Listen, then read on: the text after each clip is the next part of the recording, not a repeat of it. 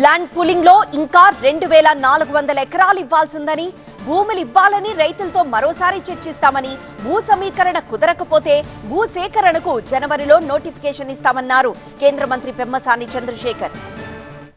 2500-400 ఎకరాలు ల్యాండ్ పూలింగ్లో ఇవ్వని వాళ్ళు ఉన్నారు. అక్కడ కొన్ని ప్లాట్స్, పెద్ద ప్లాట్స్ మనం వేరే వాళ్ళకి అలాట్ చేస్తున్నాం. అక్కడే కొంతమంది ప్రాబ్లమ్స్ వస్తున్నాయి.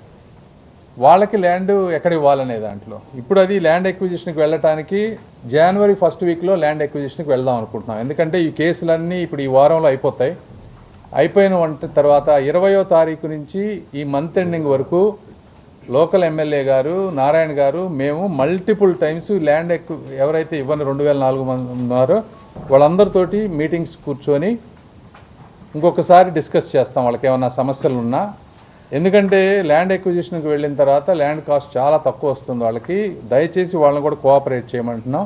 చేయకపోతే జనవరి 1st వీక్లో ల్యాండ్ ఎక్విజిషన్ నోటీస్కి వెళ్తాం.